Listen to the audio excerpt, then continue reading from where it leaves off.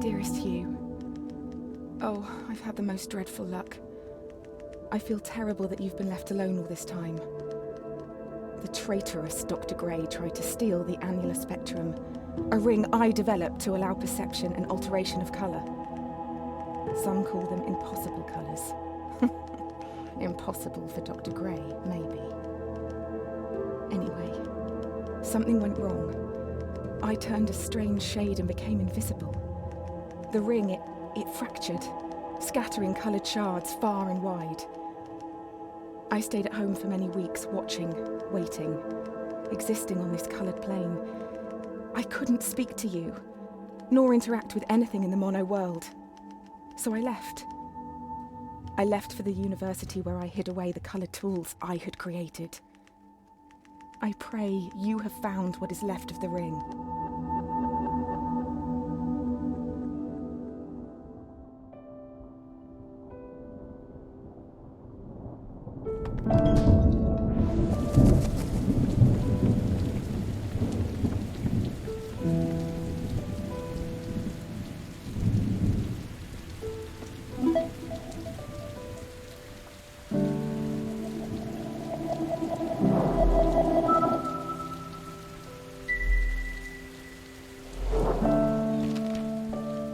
Since the beginning, we have pointed to the sky and declared it blue. It is this shared vision, this unquestioned understanding which connects us. But are you really seeing blue the same way I see it? Perhaps blue is nothing more than a shade of grey to you. Perhaps everyone in this world sees nothing but shades of grey. Don't you see, Hugh? This is why we're here.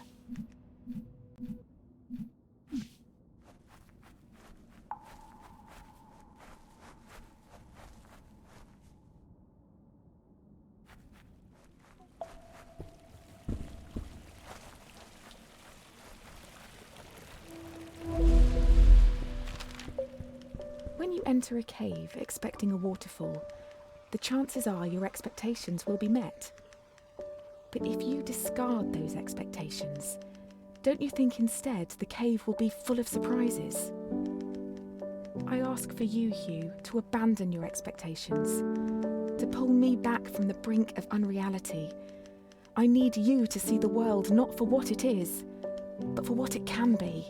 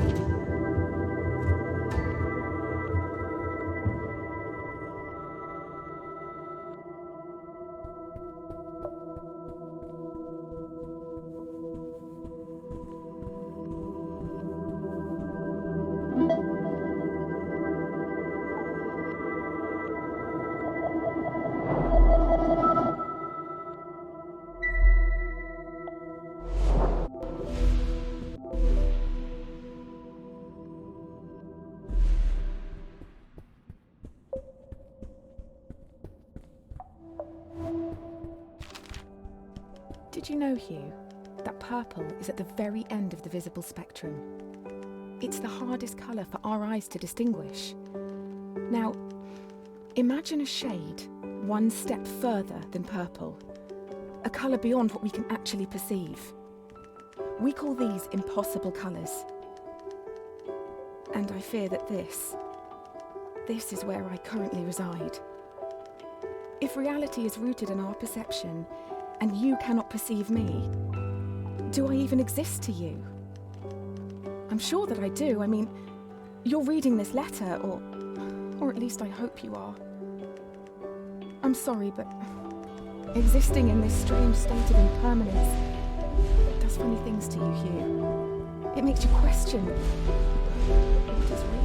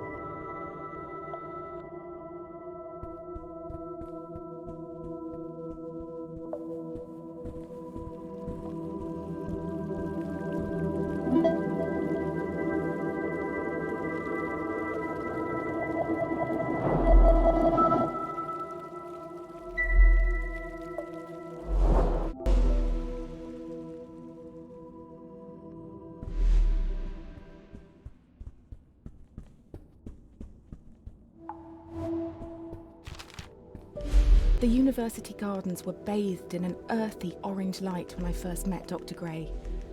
Summer had come and gone, and a cold autumnal crispness had caught me off guard. I sat on the grass, surrounded by my books and papers, when a cool breeze threatened to blow my notes across the lawn. A page escaped my reach and took flight. A man not much older than myself chased after it, catching it on his third or fourth attempt. I remember his gentle smile when he returned it. He started talking, and I was surprised that he had read my work in the university journal. He said he was a professor and that he hoped we could work together someday. It's funny, Hue, how something so small can change so much.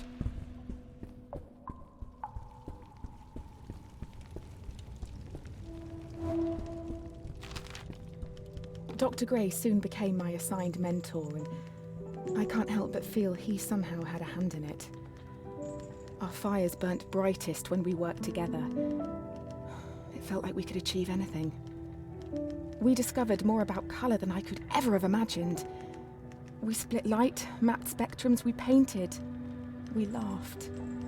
We worked long hours, and soon our goal became all-consuming. We were vessels.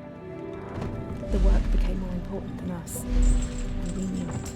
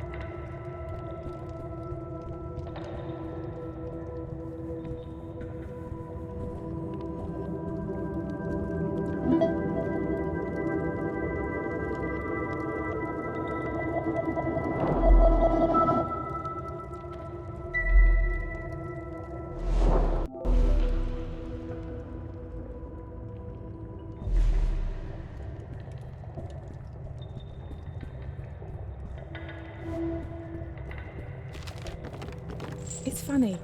I don't remember much after that day on the grass. I do know that Dr. Gray and I spent many a time together. I would compliment him on his work and his cheeks would flush with a pinkness. He'd notice and change the subject, embarrassed. This work we were doing together, it didn't feel much like work anymore.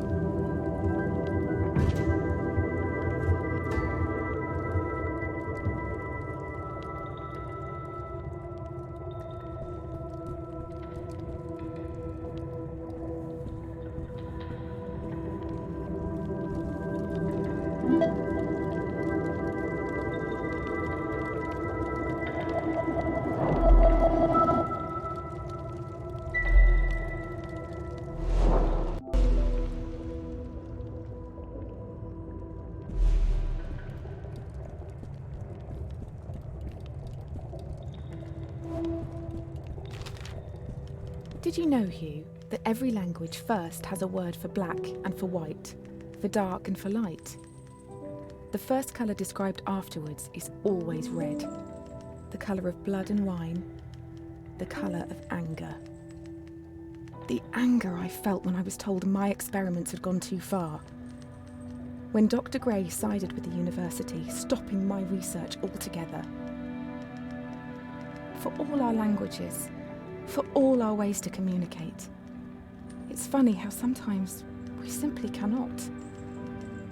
It leads people to do things they regret, to steal, to break, to forget what is important.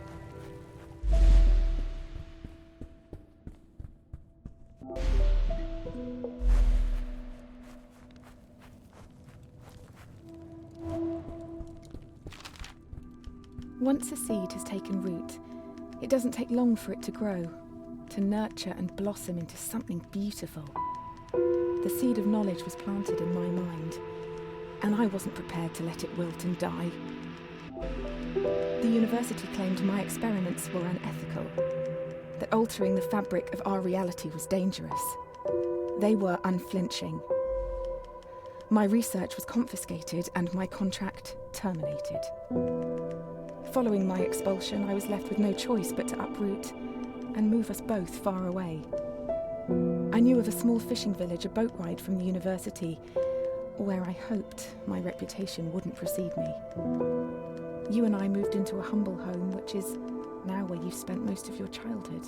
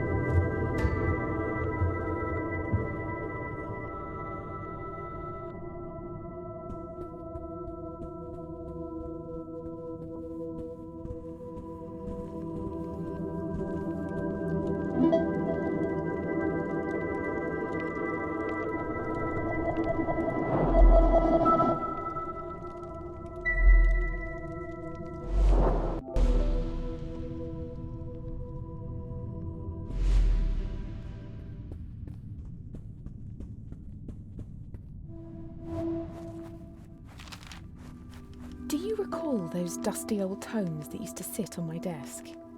The ancient scriptures of civilizations lost. I spent hours poring over them, searching for clues to support my research. Aside from their wonders, one thing stood out above all else. Blue, or specifically the absence of it. Other colours were detailed at length, but not blue. It was never mentioned at all. The word simply didn't exist. Could they not distinguish blue? Without a word to describe it, how could we be sure they could see it at all?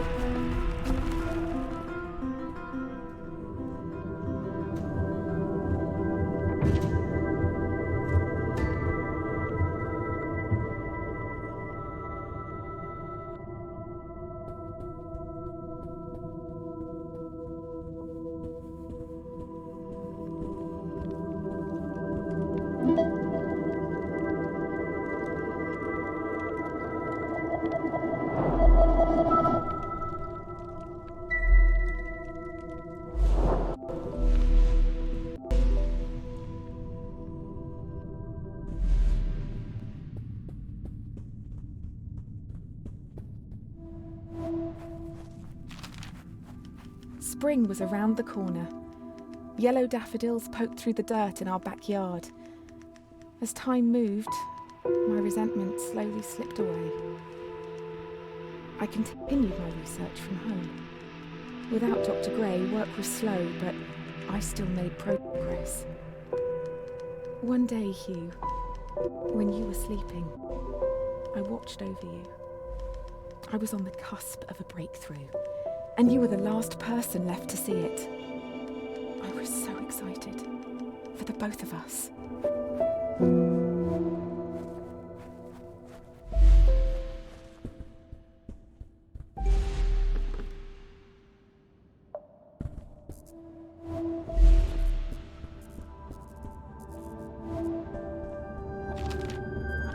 My research led me to tales of a long-lost civilization. They built great machines, pioneering electricity many years before we discovered it. Strangely, though, this civilization is said to have felt no pain. They knew of pain and observed it, yet could not experience it themselves.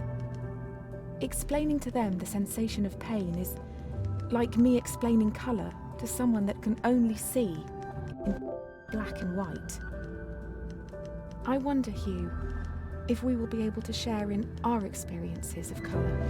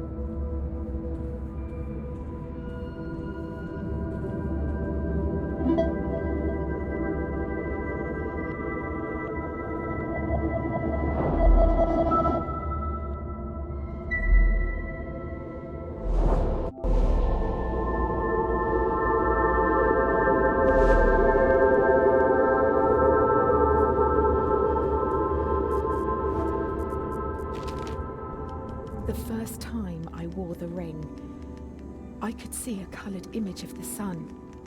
Aqua, purple, orange, pink, red, blue, yellow and green.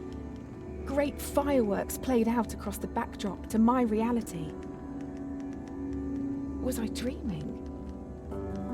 Was I alive? My senses, dulled from a lifetime of monotone, struggled with the revelation. time eased. Colours danced in slow motion, like Pollock painting a ballet on the moon. I removed the ring and time slipped back to normal. Colour dissolved into grey. It was overwhelming. But what followed affected me the most.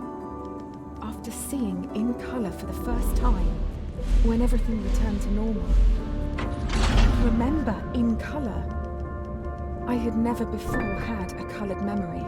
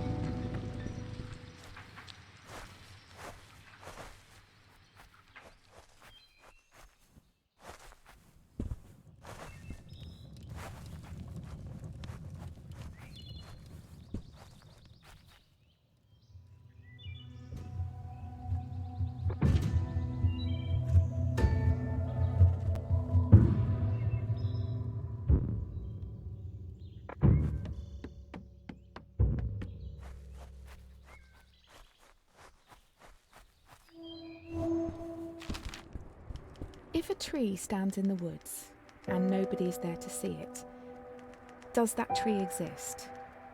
Does it have colour and form? Does it matter? This journey has been difficult, Hue, and whilst I have trodden a lost, winding path, I feel no closer to the truth I was after, no matter how long you chase the moon. If truth does exist in our minds, then I feel there may be one that I have neglected. All this time, you've been alone, and now uprooted, on a journey for my cause. For what? So that I could see the world a little clearer? I do hope, in the end, it was worth it. For both of us.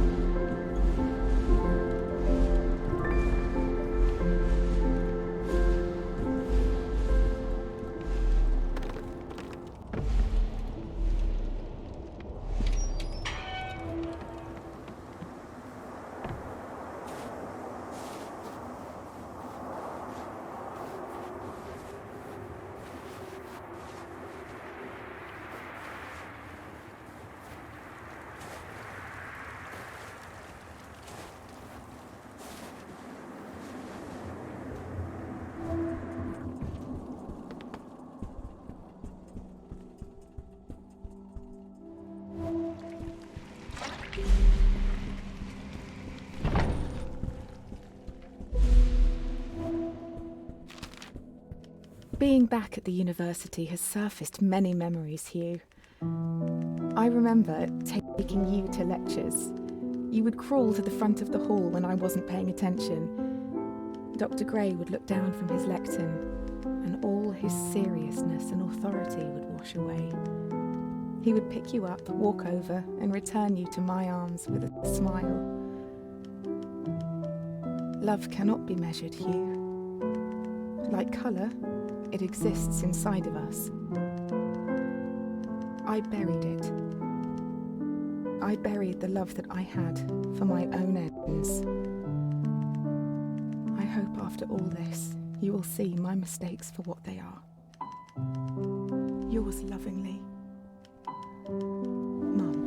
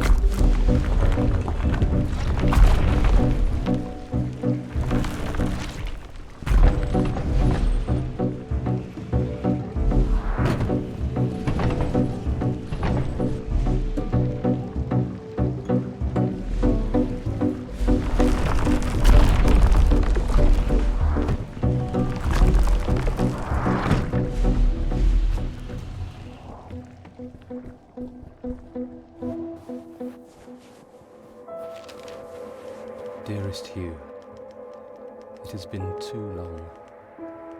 You have grown so much. Your mother, I tried to warn her. I thought that exiling her from the university would protect her, would protect you.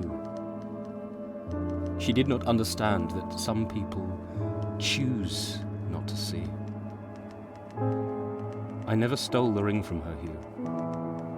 I tried to destroy it, before it destroyed her. I now know she had it under control.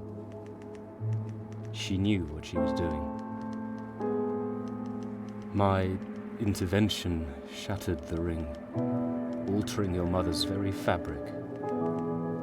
My only reprieve is that you were able to follow in her footsteps, to experience her work firsthand. We do not see things as they are, Hue. Instead, we see them as we are. Your mother, she has been waiting for you. I expect she will be thrilled to see how far you've come.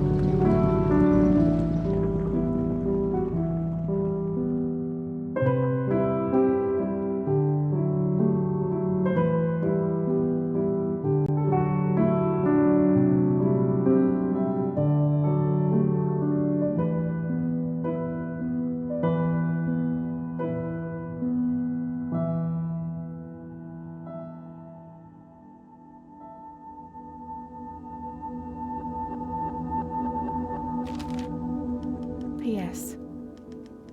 You cannot always control what happens to you, but you can choose how you see it. Now you can see true colour. You must decide if it is for better or worse. I hope after all this, it is for the better.